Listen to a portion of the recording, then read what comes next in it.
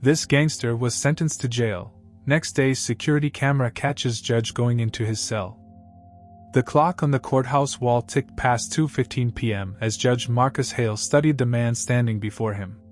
Vincent "Vinny" Melo stood perfectly still, his expensive charcoal suit pristine, his expression unreadable. Not what most people expected from a notorious gangster facing life in prison. But then again, Melo had always defied expectations.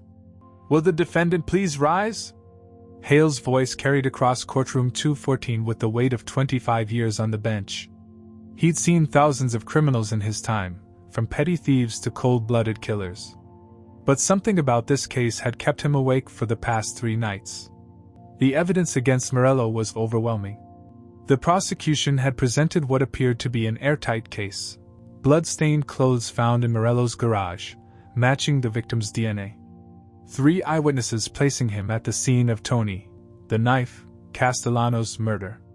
Security camera footage showing a figure matching Melo's build entering the abandoned warehouse where Castellano's body was found. The murder weapon, a .45 caliber pistol, discovered in a dumpster 3 blocks away with Melo's fingerprints all over it. As Hale prepared to deliver the sentence, his eyes drifted to the gallery. The courtroom was packed, but eerily silent. On one side sat Castellano's family, his widow Maria, clutching a rosary, their 2 teenage sons trying to look tough but failing to hide their grief. On the other side, surprisingly empty seats. No family for Melo, no supporters. Just a handful of journalists and curious onlookers. "Mr. Melo," Hale began, his voice steady despite the strange unease churning in his stomach. "You have been found guilty of murder and racketeering by a jury of your peers. The evidence presented in this court leaves no room for doubt about your involvement in the death of Anthony Castellano." A slight twitch at the corner of Melo's mouth was the only reaction. His attorney, James Peterson, shifted uncomfortably beside him. Peterson had fought hard during the trial, but even he seemed to have accepted the inevitable. "Before I pass sentence, do you have anything you wish to say to this court?" The silence that followed stretched for several seconds. Then Melo cleared his throat, his voice surprisingly soft but carrying clearly across the hushed courtroom. "Your Honor," he began, "we both know why I'm here. But it's not for the reasons you think." He paused, his dark eyes locked onto Hale's. "Sometimes the most obvious answer is the one we're meant to see. The question is, are you willing to look deeper?" Hale felt a chill run down his spine. In all his years on the bench, he'd heard every kind of protest, plea, and threat imaginable. But this felt different. It wasn't a threat or a denial. It was almost like a challenge. "Very well, Mr. Melo.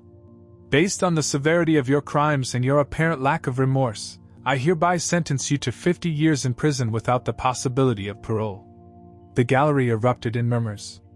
Maria Castellano crossed herself, tears streaming down her face. But Melo's expression didn't change. Instead, a slow smile spread across his face, not the angry snarl of a condemned man, but the satisfied grin of someone who just won a game no one else knew they were playing. As the bailiffs moved to escort him away, Melo turned back. "You just made a big mistake, Your Honor." The words weren't shouted or snarled. They were delivered with the same calm certainty as everything else he'd said. "But don't worry. You'll figure it out soon enough." Later that evening, as the sunset painted long shadows across his chamber floor, Hale sat at his desk reviewing the case files. Something about Melo's words wouldn't leave him alone. 25 years of experience had taught him to trust his instincts, and right now, they were screaming that he'd missed something crucial. His assistant, Emily Chen, knocked softly before entering with a stack of papers. "Judge Hale? These just came in from the evidence room. They need your signature for..." She trailed off, noticing his distraction. "Is everything all right, sir?" Hale looked up, about to dismiss her concern, when he noticed something odd about her expression. Emily had been his assistant for 8 years, and he'd never seen her look quite so nervous. "Emily? What is it?" She hesitated, clutching the papers tighter. "Sir, there's something Something about the Morello case that's been bothering me. I didn't want to say anything during the trial, but... Before she could finish, a sharp knock at the door interrupted them. Officer Martinez, head of courthouse security, stepped in without waiting for a response. Judge Hale, sorry to interrupt, but there's been an incident. Someone broke into the evidence room 20 minutes ago. The Morello case files. He paused, his face grim. They've been tampered with. Hale felt his blood run cold. Tampered how? That's the strange part, sir. Nothing's missing. But someone added something. An envelope, addressed to you personally. As Martinez handed him the sealed manila envelope, Hale couldn't shake the feeling that Morello's words had been more than just the empty threats of a condemned man. They'd been a warning, or perhaps an invitation.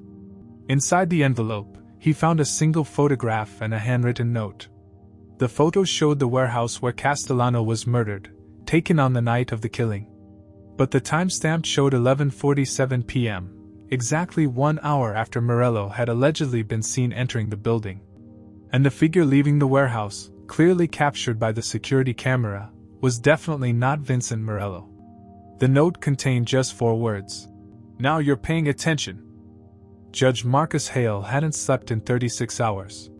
The photograph from the evidence room lay on his desk, its implications haunting him. The figure leaving the warehouse wasn't just different from Morello. It was someone Hale recognized, though he couldn't quite place them. Like a word stuck on the tip of his tongue, the answer danced just beyond his reach. His phone buzzed. Emily Chen's name flashed on the screen, marked urgent. She'd called in sick that morning, the first time in 8 years she'd missed work. When he answered, her voice trembled. Judge Hale, I'm sorry to call so late, but they were at my apartment. Who was? 2 men. They said they were detectives, but they didn't show badges. They asked about the evidence files from last month. The ones I told you seemed strange. She paused, her breath catching. They knew things, Judge. About my family in Taiwan. About my sister's school. Hale's grip tightened on the phone. Where are you now? A motel off Highway 95. Room 242. I have something you need to see. Something I should have shown you weeks ago, but I was scared. Another pause. I'm still scared. Stay there. I'm coming. The drive to the motel took 20 minutes. Every set of headlights in his rearview mirror made Hale's heart race. He'd sentenced countless dangerous criminals over the years, but this was different. This felt personal, calculated, like pieces of a puzzle falling into place, but forming a picture he couldn't yet make out. Emily opened the door before he could knock, her usual professional demeanor replaced by obvious fear. Her hands shook as she handed him a manila folder. I found these when I was organizing the initial evidence submissions, she explained. The timestamps didn't match. The blood-stained clothes they found in Morello's garage? They weren't logged into evidence until 3 days after the police report says they were collected. And the chain of custody form. She pulled out a document. Look at the signature. Hale studied the paper. The authorizing signature belonged to Detective James Morrison, the lead investigator on the case. But something about it looked off. Compare it to this, Emily said, producing another document. This is Morrison's signature from the DeLuca case last year. The differences were subtle but undeniable. The signatures didn't match. There's more, Emily continued, her voice stronger now. The security footage they showed in court? It was edited. I noticed some skips in the timestamp, just milliseconds, but they're there. Someone cleaned up that footage before submitting it as evidence. Hale sank into a chair, his mind racing. Why didn't you come forward during the trial? Emily's eyes filled with tears. The day I noticed the discrepancies, I found this on my desk. She handed him a photo. It showed her sister leaving her university in Taiwan, clearly taken that same day. On the back was written, "Some questions are better left unasked." A sharp knock at the door made them both jump. Emily's face went pale. Are you expecting anyone? Hale whispered.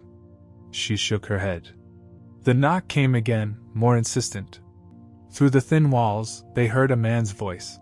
"Ms. Chen? Detective Morrison. We need to talk about those files." Emily's eyes widened in terror. "That's one of the men who came to my apartment." Hale moved quickly, gathering the documents. "Is there another way out?" "The bathroom window leads to the back parking lot." As the knocking turned to pounding, they slipped into the bathroom. The window was small, but they managed to squeeze through. They'd barely made it to Hale's car when they heard the motel room door burst open. "What now?" Emily asked as they sped away.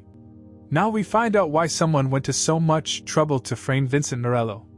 Back at his house, Hale spread the documents across his dining room table. The more he looked, the more inconsistencies he found. Witness statements that contradicted each other. Evidence logs with impossible timestamps. And most disturbing of all, a pattern of connections he hadn't noticed before. 3 of the key witnesses against Morello had ties to the Costello crime family, Morello's biggest rivals. The detective who'd found the weapon had been investigated twice for corruption, though nothing was ever proven. And the judge originally assigned to the case had recused himself at the last minute, leading to Hale taking over. "It wasn't just about convicting Morello," he muttered. "This whole case was engineered from the start." "But why? What made him so dangerous that someone would go to these lengths?" Emily, who'd been scanning through old newspaper articles on her laptop, suddenly gasped. "Judge, look at this." She turned the screen toward him.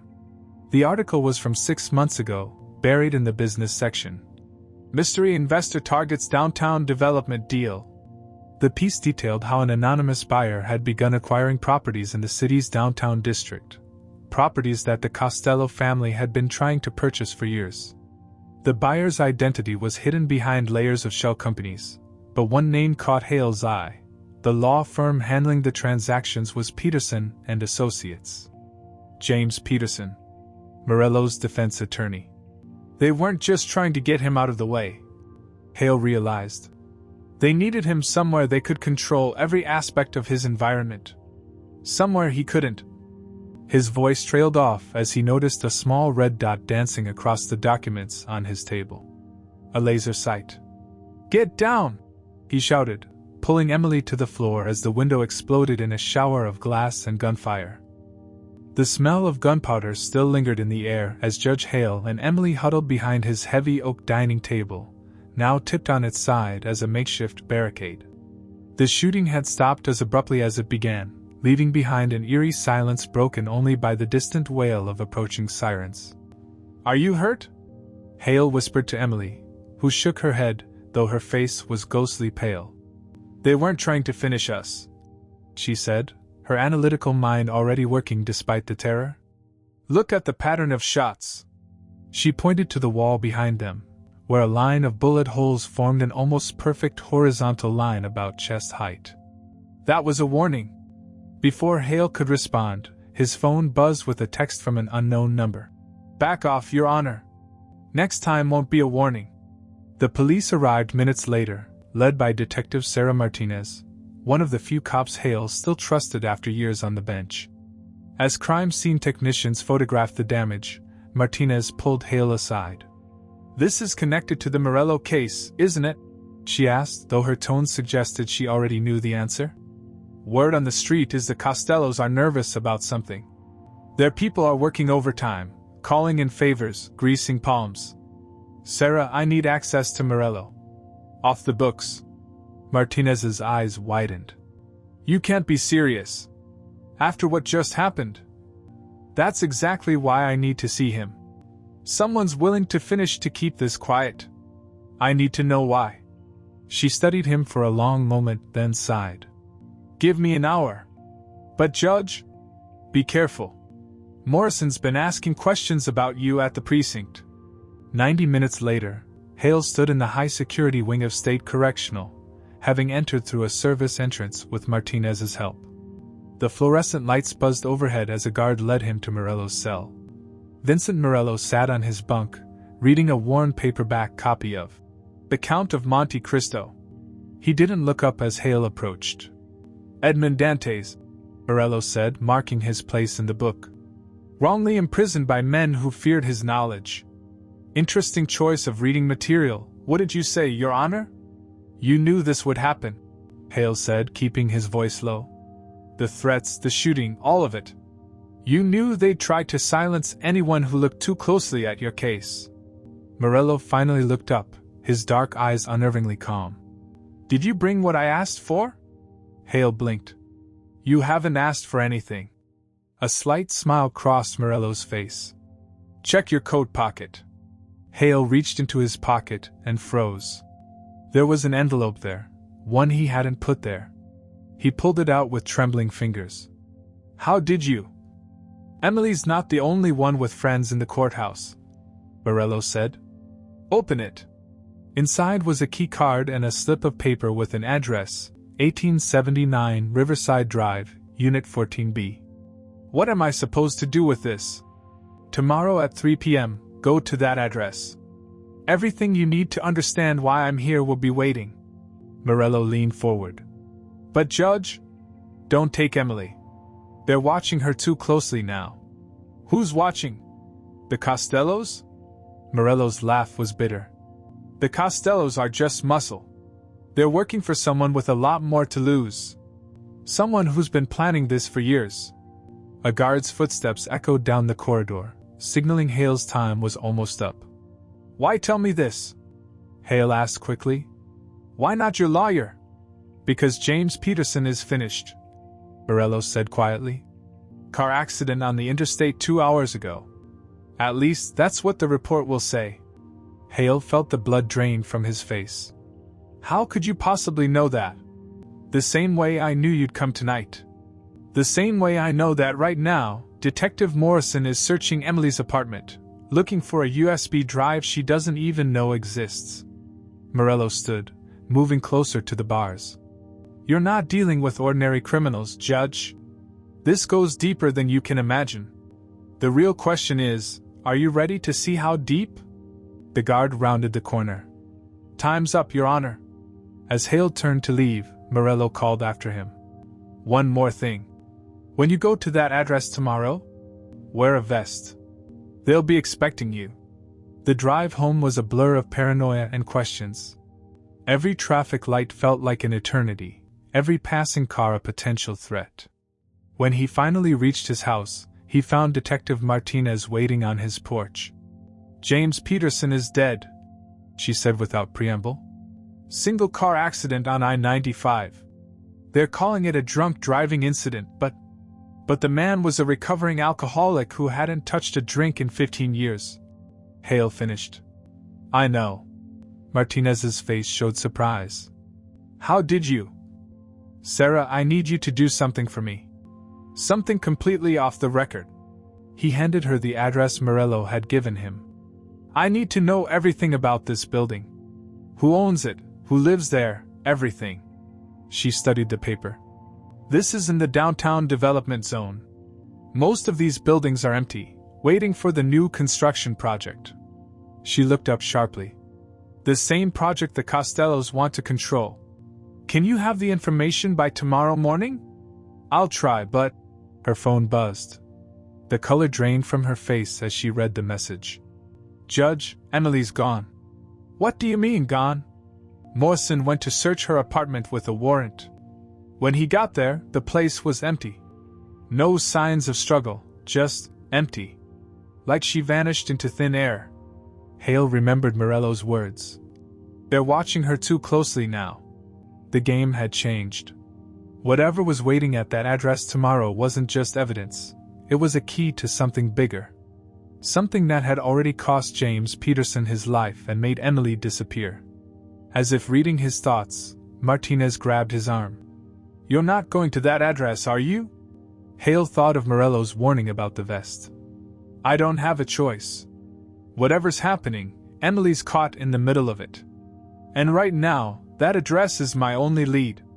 Then you're not going alone, Martinez said firmly. But Judge, tomorrow might be a trap. Oh, it's definitely a trap, Hale replied, thinking of Morello's cryptic smile. The question is, who's trapping whom? At precisely 2:45 p.m., Judge Marcus Hale parked his car 3 blocks from 1879 Riverside Drive. The bulletproof vest Detective Martinez had insisted he wear felt heavy under his jacket. She was positioned nearby with a small team of trusted officers, ready to move if things went wrong. The building was a towering relic of the city's industrial past, 15 stories of red brick and steel, waiting for either renovation or demolition. Unit 14B was near the top, accessible only by a service elevator that looked like it hadn't been inspected since the Reagan administration. As Hale stepped into the elevator, his phone buzzed. Unknown number.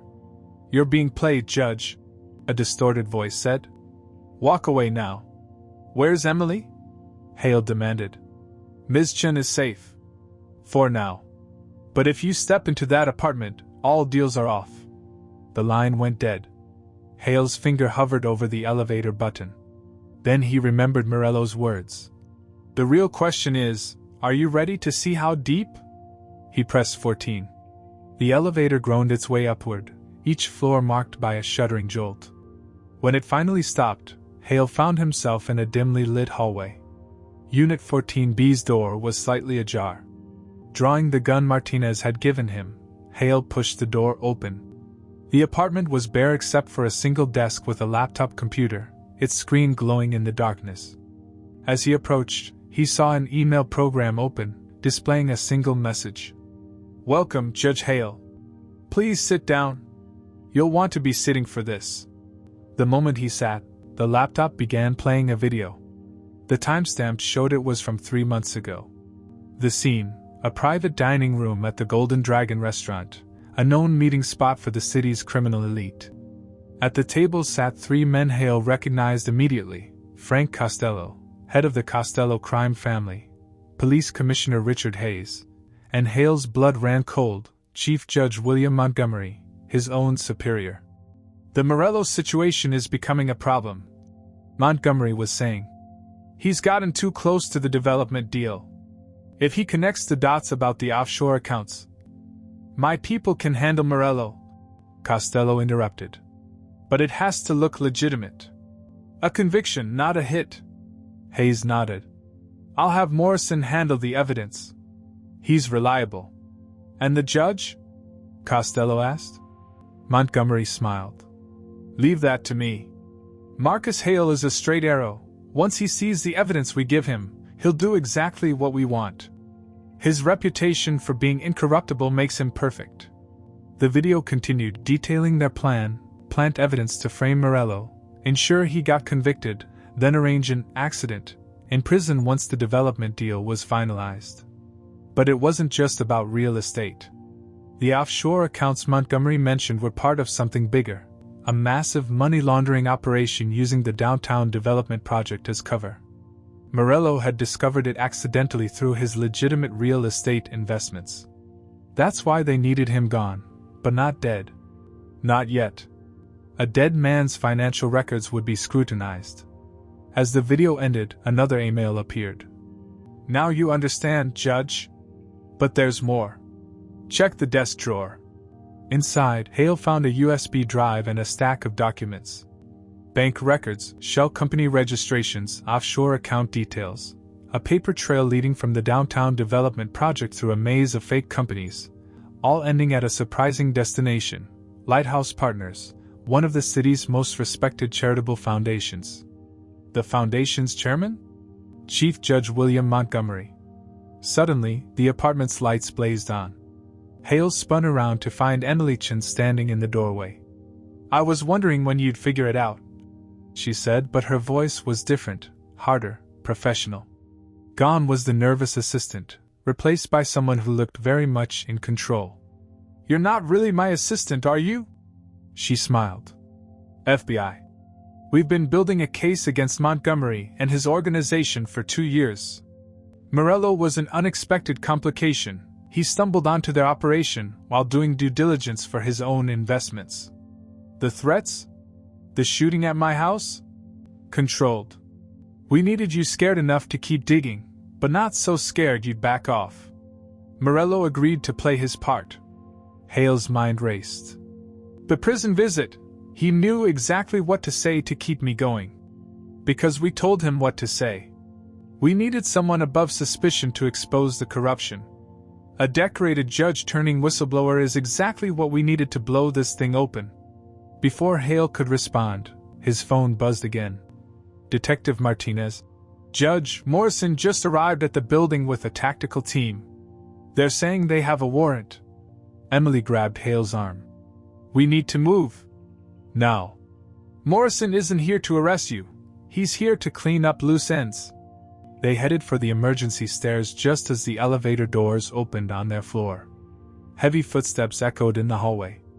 One more thing, Emily said as they hurried down the stairs. Morello isn't just some businessman who stumbled onto this. He's been working with us from the beginning. The whole conviction was a setup, but not the way you think. What do you mean? Think about it. Who better to get close to Montgomery's operation than a convicted murderer with nothing left to lose? Someone they think they control completely? The implications hit Hale like a physical blow.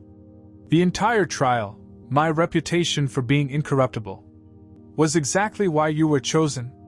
We needed someone who would never stop digging once they realized something was wrong. Someone whose conscience wouldn't let them walk away. Gunshots rang out above them. Morrison's voice echoed down the stairwell. Find them. No witnesses. As they reached the ground floor, Emily handed Hale a phone. Make the call. What call? The one that brings down the entire operation. You have everything you need now. Evidence of corruption, money laundering. One call to the U.S. Attorney's office and it all falls apart. More gunshots above. Their time was running out. Unless, Emily added, you want to walk away. Right now. No one would blame you. Hale thought of Montgomery's smug smile in the video. Once he sees the evidence we give him, he'll do exactly what we want. He dialed the number. The next 48 hours passed in a blur of safe houses, sworn statements, and security briefings. Judge Marcus Hale's call to the U.S. Attorney's Office had set in motion a chain of events that threatened to shake the city's power structure to its core. But as he sat in a windowless room at the federal building, watching U.S. Attorney Claire Reynolds review his statement, he couldn't shake the feeling that something wasn't right. Run through the timeline one more time, Reynolds said, her sharp eyes studying a document. You say Emily, Agent Chen, gave you the phone to make the call at exactly 3:45 p.m.? That's right, Hale confirmed. Then how do you explain this? She slid a surveillance photo across the table. It showed Emily Chen entering the federal building at 3:40 p.m., 5 minutes before she was supposedly with Hale in the stairwell. Hale felt his stomach drop. That's impossible. She was with me. No, Judge. She wasn't. Reynolds leaned forward. The real agent Emily Chen has been working out of our Philadelphia office for the past 3 years. We've never had an undercover operation involving Vincent Melo or Judge Montgomery. The room seemed to spin. Then who? We were hoping you could tell us. Reynolds pressed a button, and 2 FBI agents entered the room. The woman who posed as your assistant disappeared after the incident at Riverside Drive. Morrison's tactical team found the apartment empty, no laptop, no documents, no USB drive. It's like the evidence you described never existed. But I saw it. The video of Montgomery, the bank records. Judge. Reynolds' voice was gentle but firm. We've been investigating William Montgomery for months. But not for money laundering through the Lighthouse Foundation. We're looking into his connections to an international intelligence operation. One that specializes in elaborate cons targeting high-level judicial figures. She pulled out another file. In the past 5 years, similar operations have been run in 3 other cities. Each time, they target a respected judge, feed them evidence of corruption, and use them to create chaos in the local justice system. While everyone's distracted by the scandal, something else happens. Something we always miss until it's too late. Hale's mind raced. What about Morello? His conviction? Vincent Morello is exactly who we thought he was, a gangster who finished Tony Castellano. The evidence at his trial was real. The blood, the witnesses, the weapon, all genuine. Then why? Hale stopped as a horrible thought struck him. What's happening at the prison right now? Reynolds's face went pale. She grabbed her phone. Get me State Correctional. Now! But it was too late. The reports started coming in. A riot had broken out in the high-security wing. In the chaos, 3 prisoners had escaped. One of them was Vincent Melo. And he wasn't alone. Security footage showed him being helped by a woman matching the description of the fake Emily Chen. It was never about exposing corruption, Hale whispered. They needed someone with my authority questioning Morello's conviction, creating doubt in the system, making his escape look like he was an innocent man fleeing wrongful imprisonment. Reynolds finished. Not a convicted killer with outside help. Judge, what exactly did you see in that apartment? Every detail matters now. Before Hale could answer, an agent burst into the room. Ma'am, we've got a situation. Judge Montgomery was just found finished in his chambers. Someone broke in through the window. Professional job. They left this. The agent handed over an evidence bag containing a note. The handwriting matched the one from the envelope Hale had found in his coat during his prison visit with Morello. The note read, "Thank you for playing your part, Your Honor." The performance was perfect. Reynolds's phone buzzed with a text. Her expression turned grave. The Lighthouse Foundation's accounts were just emptied. All of it, over $200 million, transferred to untraceable offshore accounts. But that's not the worst part. What could be worse? The foundation was managing the pension funds for half the city's law enforcement and judicial employees. They're all gone. Hale felt the weight of it crash down on him. He hadn't exposed corruption. He'd helped create a perfect distraction for the biggest heist in the city's history. And in doing so, he'd destroyed the lives of countless innocent people. There's more, the agent added. We found this hidden in Montgomery's desk. He produced a thumb drive. It's encrypted, but the label. He paused, looking uncomfortable. What does it say? Reynolds demanded. Operation Wounded Justice. And there's a list of cities. We're number 4. There are 3 more names after us. They're not done. Hale realized. This whole thing, me, Montgomery, the Foundation, we're just one piece of a bigger operation. Reynolds nodded grimly. And thanks to the chaos we're about to experience, they have the perfect cover to move on to their next target. Unless what? Unless we let them think they've won. Let them believe their plan worked perfectly. She looked at Hale intently. How would you feel about helping us set a trap, Judge? One that uses their own playbook against them? Before Hale could respond, every phone in the room buzzed simultaneously. It was a news alert. Someone had leaked evidence suggesting that multiple federal judges, including members of the U.S. Supreme Court, had been compromised by foreign intelligence agencies. It's starting, Reynolds said quietly. The next phase. They're going to use the scandal here to add credibility to these leaks. Within 24 hours, the entire federal judiciary will be under suspicion. The perfect distraction for whatever they're really after. Hale added. Reynolds looked around the room. As of right now, this investigation is classified at the highest level. Judge Hale, I'm giving you one last chance to walk away. What's coming next? There's no guarantee any of us make it out unscathed. Hale thought of all the people whose lives had been ruined because he'd fallen for an elaborate con. Because he'd been so sure he was doing the right thing. When do we start? 3 months after the escape of Vincent Melo, Judge Marcus Hale sat in a darkened hotel room in Singapore, waiting. The trap they'd spent months setting was finally ready to spring. U.S. Attorney Reynolds sat beside him, monitoring a bank of surveillance screens that showed various angles of the hotel's luxurious ballroom 16 floors below. Target is approaching. A voice crackled through their earpieces. Subject matches facial recognition for the woman who posed as Emily Chen. Hale watched the elegant Asian woman in a red evening gown glide through the crowd of international bankers and diplomats.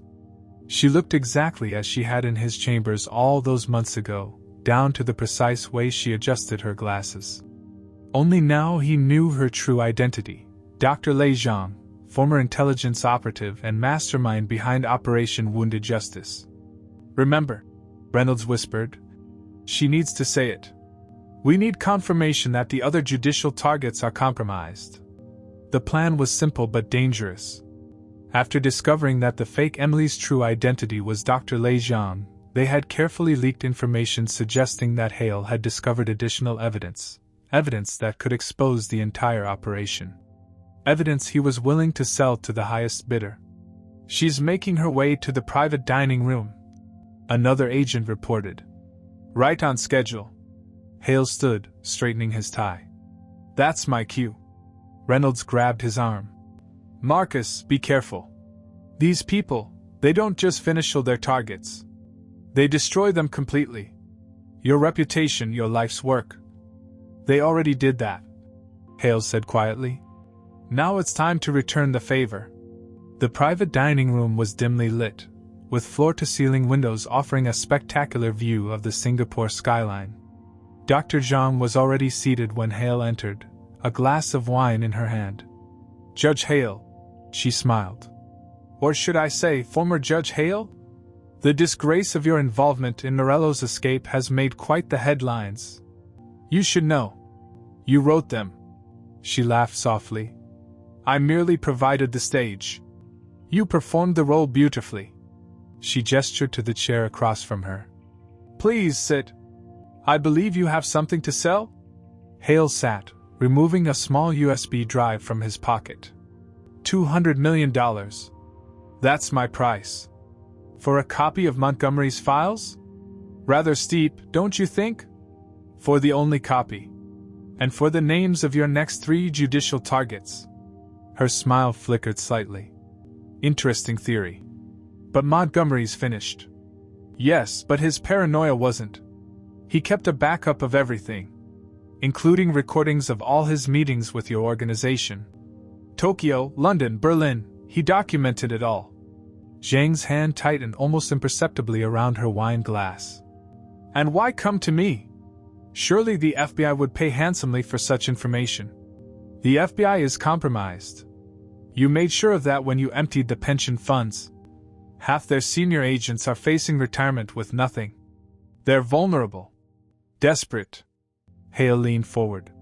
But you know who's not vulnerable? Your clients. The ones who paid you to destabilize the American judiciary. The ones who stand to lose everything if this information gets out. You've thought this through, Zhang admitted. But there's one thing you've forgotten. She set down her wine glass. We never leave loose ends. The door opened behind Hale. Heavy footsteps approached. Hello, Your Honor, a familiar voice said. Miss me? Hale turned to find Vincent Melo standing there, holding a gun. You know what the biggest trick was? Zhang continued, standing. Making you think Morello was just a pawn. That we broke him out as part of some elaborate heist. The truth is, he's been one of us from the beginning. The murder, the trial, the conviction, all of it was staged to put our pieces in place. To get close to Montgomery. Hale realized. Montgomery was small time, Morello said. A corrupt judge who thought he was playing with the big boys. We needed someone bigger. Someone with real influence. He smiled coldly. Someone like you. The pension fund scandal was perfect, Zhang added. It destroyed public trust in the judiciary. Made everyone question the system. And now, with your help, we'll finish what we started. The USB drive, please. Hale slowly reached for the drive, then stopped. There's just one problem with your plan. And what's that? I'm not the only one who figured it out. The windows exploded inward as FBI tactical teams rappelled into the room. The door burst open, agents flooding in with weapons raised. Reynolds herself led the charge. Lei Zhang, Vincent Melo, you're under arrest for espionage, conspiracy, and about 30 other charges we'll sort out later. As agents secured the prisoners, Reynolds turned to Hale. We got it all. The confession, the connection to foreign intelligence, everything. But Hale wasn't celebrating. Something was wrong. Zhang was smiling. Congratulations, she said calmly. You caught us. But did you really think we'd put all our eggs in one basket? At that moment, every phone in the room buzzed simultaneously. Breaking news alerts flashed across screens. Coordinated attacks had been detected on federal court computer systems across the United States. Thousands of case files were being encrypted, altered, or deleted. Dead man's switch, John explained. The moment we were arrested, it activated. By morning, decades of judicial records will be compromised. Every conviction, every ruling, all called into question. The entire legal system will be paralyzed. And the best part? Morello added. The backup systems were already corrupted months ago. You just didn't know it yet. Reynolds looked at Hale, her face pale. My God! This wasn't about stealing money or compromising judges. This was about destroying the entire system. Hale finished. The money, the scandals, the corruption, it was all just cover for the real operation. John smiled triumphantly. Like I said at the beginning, Judge, you played your part perfectly. Right up until the end. As agents led them away, Hale stood at the shattered window, watching the Singapore skyline blur through unshed tears. They'd caught the bad guys, exposed the conspiracy, done everything right. And somehow, they'd still lost. His phone buzzed one last time. A message from an unknown number. Justice is wounded. But perhaps that's exactly what it needed. See you in the sequel, Your Honor.